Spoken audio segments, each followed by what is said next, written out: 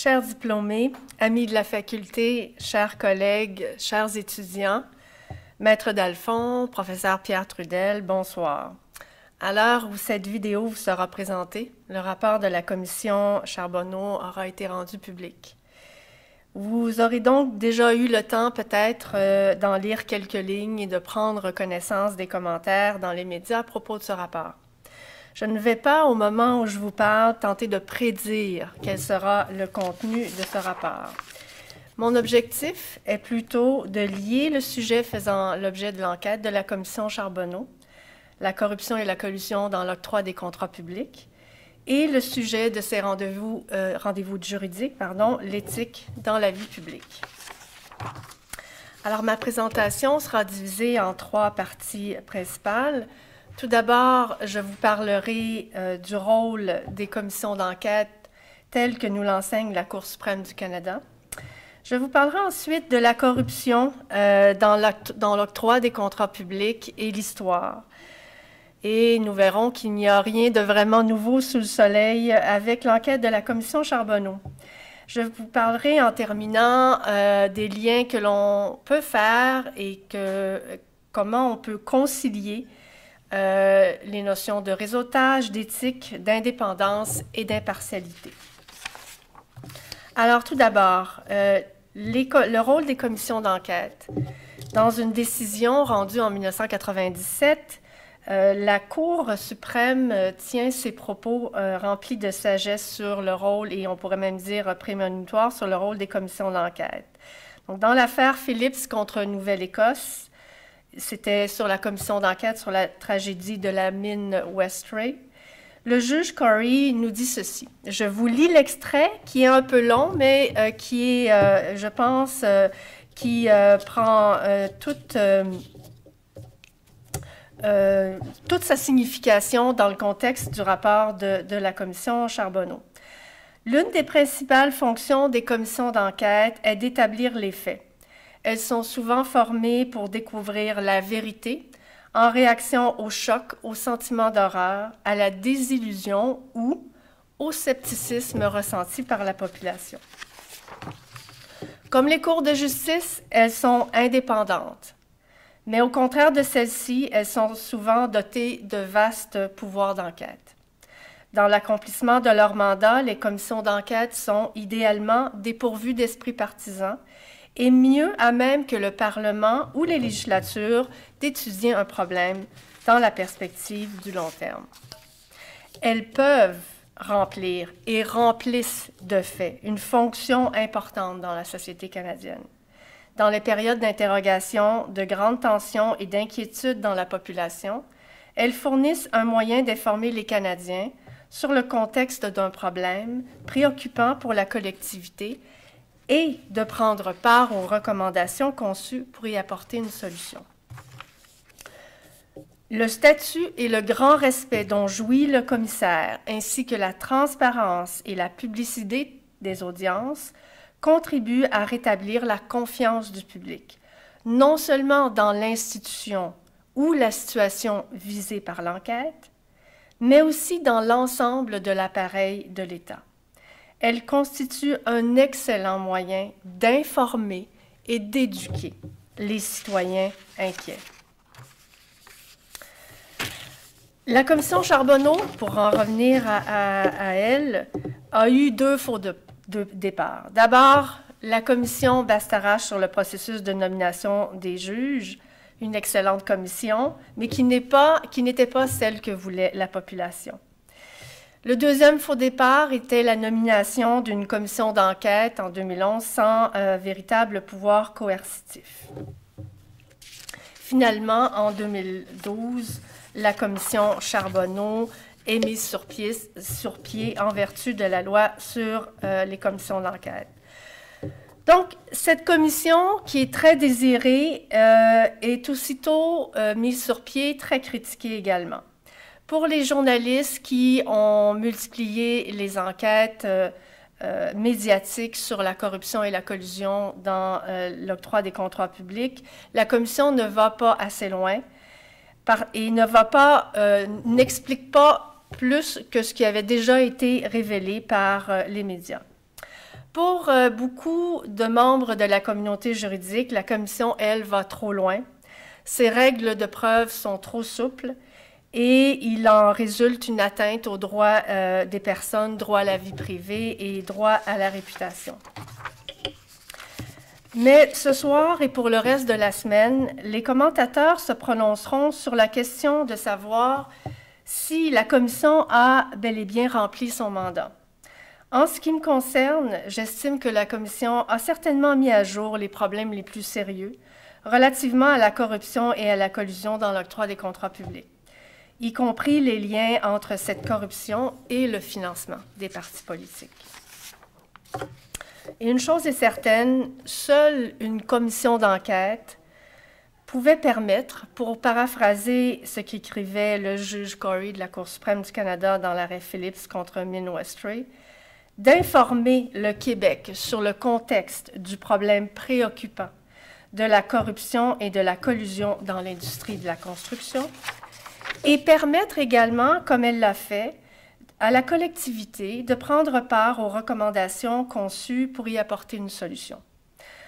Et le nombre impressionnant de mémoires qui a été déposé par des individus et des groupes de toutes sortes démontre que cet aspect du rôle de la commission Charbonneau a été très certainement satisfait. Les enquêtes criminelles sur les actes de corruption n'auraient pu remplir ce rôle. Maintenant, en ce qui concerne l'histoire de la corruption et de la collusion dans les contrats publics, alors il faut remonter à l'Antiquité romaine où les contrats publics étaient octroyés à tous les 5 ans à des regroupements d'individus qui étaient nommés les publicains par la voie d'enchères publiques. Les publicains avançaient les sommes à collecter et recouvraient leurs commissions et leurs fonds par la suite. Donc, ces contrats publics qui étaient exécutés par les publicains étaient de 4 types. L'approvisionnement des armées, la construction des aqueducs et des égouts, ce qui n'a pas changé, la perception des impôts et l'exploitation des mines et des salines. Alors, dès l'époque romaine, il y a eu des conflits politiques à l'égard de l'octroi des contrats publics par la Rome antique. Donc, déjà, les sénateurs évitent de sanctionner les publicains qui abusent de leur pouvoir, qui abusent du système, de peur de s'aliéner leurs services qui sont essentiels pour la survie de la République. Et dans un des cas qui est rapporté et bien documenté, le Sénat a décidé de sanctionner les publicains qui avaient appuyé un des leurs, qui s'appelait Marcus Postumius, qui s'était rendu coupable de fraude. Alors, les crimes qui étaient reprochés par les tribuns de la plèbe à Marcus Postumius étaient d'avoir notamment faussement rapporté le naufrage de cargaisons de bateaux pour l'approvisionnement des armées, l'État assumant les risques dans ce cas. Donc, aujourd'hui, c'est les factures de complaisance ou fausses factures. À l'époque, c'était les faux naufrages. Alors, on rapporte également que devant l'inaction du Sénat, les tribuns de la plèbe avaient imposé une amende à Marcus Postumius, ce qui avait suscité l'ire des publicains et provoqué une émeute. Donc, un peu plus près de nous dans l'histoire et en Nouvelle-France, il y eut les déboires de l'intendant Bigot, qui, en tant que dernier intendant de la Nouvelle-France, a été condamné au bannissement perpétuel en 1763. Ce qu'on reprochait notamment à l'intendant Bigot, c'est d'avoir revendu au roi à vil prix des fournitures, dont la farine. Le système qui avait permis à l'intendant Bigot d'intégrer l'administration royale française et d'être nommé commissaire et d'exercer un commerce en marge de ses fonctions d'intendant, c'est ce qu'on appelait à l'époque la vénalité des charges publiques et qui, jusqu'à la Révolution française, permettait aux charges publiques de faire l'objet d'une appropriation et être l'objet d'une cession, que ce soit par héritage ou autrement. Alors, la vénalité des charges a évidemment été abolie dès la Révolution française. Et donc, c'est ce système qui permettait à l'intendant Bigot, en toute légalité, de transiger sur sa fonction. Maintenant, les mœurs ont changé et il n'est plus acceptable aujourd'hui de transiger sur sa fonction. Le sociologue Max Weber disait justement que nous sommes à l'époque de l'administration bureaucratique où les administrations modernes, privées et publiques sont appuyées par des fonctionnaires qui sont choisis sur la base de leurs compétences et qui travaillent totalement séparés des moyens d'administration et sans appropriation de leurs emplois. C'est ce qu'on appelle aujourd'hui la domination rationnelle légale. Maintenant, l'interprétation sociologique de la corruption de fonctionnaires, si on prend le modèle de l'administration bureaucratique de Max Weber, c'est le fait pour un fonctionnaire de s'approprier un droit de propriété sur sa fonction, et le fonctionnaire corrompu va transiger son pouvoir décisionnel et compenser pour le fait qu'il ne peut plus, comme l'intendant Bigot, utiliser les moyens d'administration dont il est responsable pour s'enrichir. Et c'est ce que nous avons vu à la commission Charbonneau de la part de multiples fonctionnaires et surtout des fonctionnaires, en l'occurrence, de la ville de Montréal notamment. Donc, autre temps, autre mœurs. Aujourd'hui, le règlement sur l'éthique et la discipline dans la fonction publique nous dit que le fonctionnaire ne peut, à l'article 7 de ce règlement, le fonctionnaire ne peut confondre les biens de l'État avec les siens.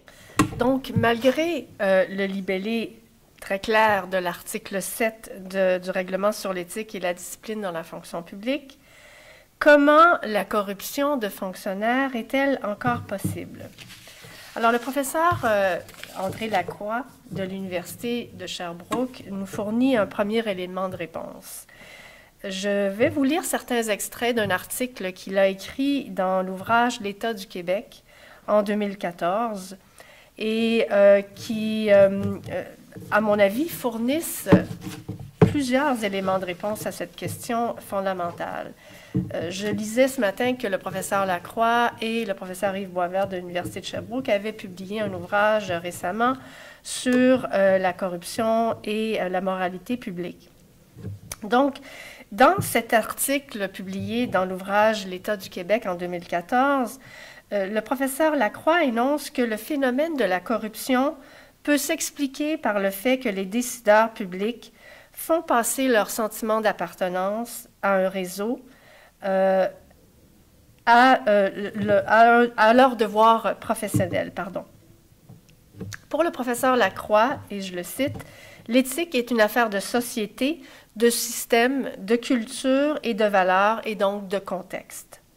Les individus exercent des jugements en fonction de ces contextes, et la corruption est une manifestation de la déformation du jugement professionnel. » Il cite également un article d'un sociologue qui a étudié cette question-là et qui s'appelle Edwin Sutherland dans un ouvrage intitulé « White Collar Crime, The Uncut Version » publié en 1947, où il est écrit que la personne corrompue en arrive à rationaliser son acte grâce à un cadre de référence dans lequel ce comportement peut être expliqué et surtout légitimé. La personne fait référence à ses réseaux d'appartenance afin de justifier à ses propres yeux sa transgression des normes sociales qui est l'acte de corruption. C'est ce qu'on a vu devant la commission Charbonneau, que des réseaux d'appartenance aussi variés que ceux de la mafia, des Italiens, des travailleurs syndiqués, du génie conseil québécois, avait permis à certaines personnes, justement, de faire passer leur réseau d'appartenance avant leur jugement et leur devoir professionnel. Alors, je continue avec un extrait de cet article écrit par le professeur Lacroix, où il dit « Plusieurs titulaires de charges publiques, que ces charges soient électives, comme celles des maires et des députés québécois, ou administratives, comme celles des fonctionnaires, ont perdu le sens du vivre ensemble pour réduire l'espace moral de leur jugement et le subordonner à leur réseau d'appartenance. » Donc, c'est ce qu'on peut dire, cette culture de proximité et de légitimation qui, à mon avis, et c'est ce qu'on peut tirer comme conclusion de la commission Charbonneau, ont permis aux acteurs de contourner les règles sur le financement des partis politiques notamment, dans l'intérêt supérieur du Québec. Ces règles d'éthique qui existaient déjà dans les années 2000 et qui étaient connues n'ont pas été suffisamment contraignantes pour empêcher les acteurs de commettre ces actes de collusion et de corruption.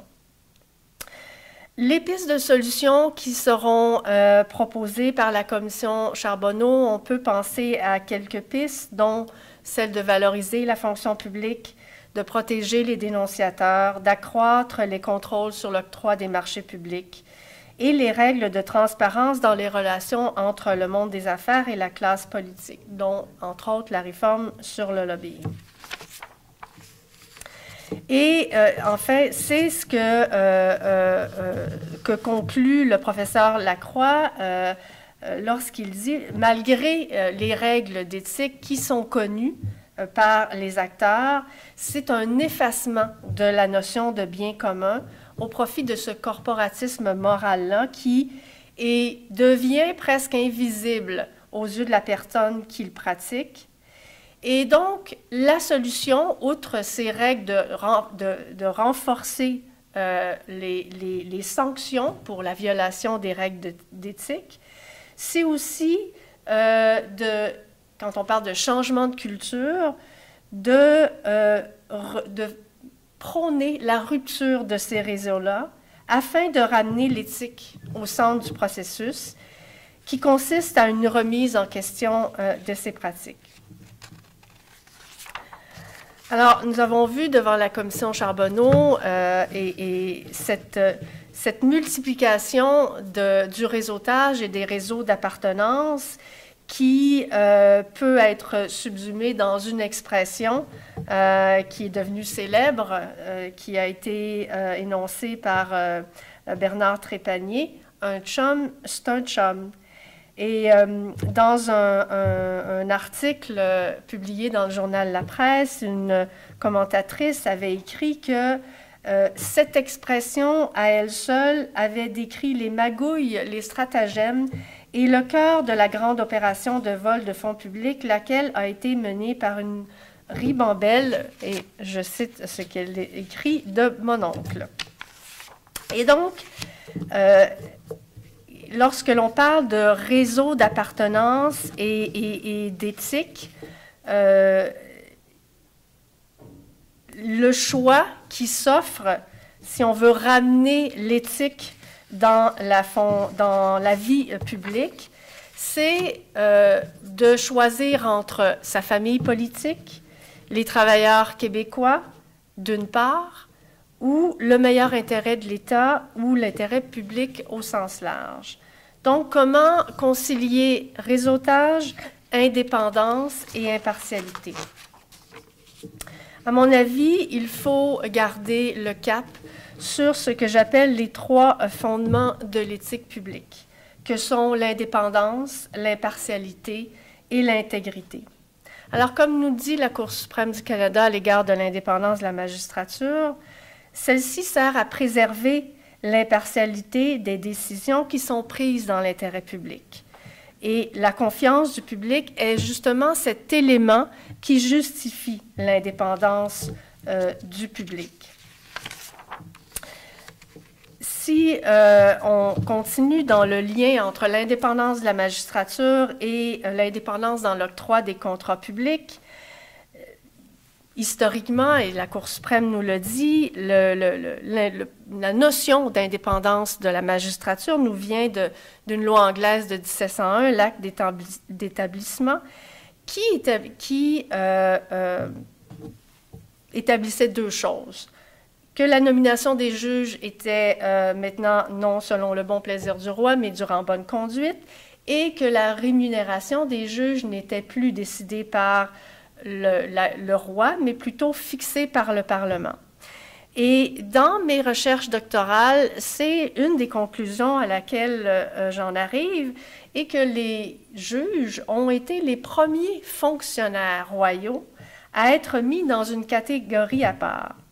Et qu'aujourd'hui, si on veut transposer ce changement dans le statut des juges, et l'octroi des contrats publics, on doit comprendre que les décisions judiciaires, comme l'octroi des contrats publics, doivent être décidées en toute indépendance et impartialité.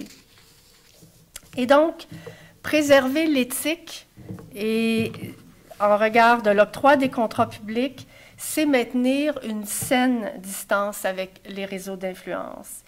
Pour garantir les trois fondements de l'éthique publique, donc garder son indépendance vis-à-vis les tiers et les influences qui pourraient opérer un détournement de la poursuite de l'intérêt public, maintenir l'impartialité dans la prise de décision dans l'intérêt public et non pour favoriser des personnes ou des groupes en particulier, préserver son intégrité, c'est-à-dire adopter une attitude selon laquelle une personne fait passer l'intérêt commun au-dessus de son intérêt personnel.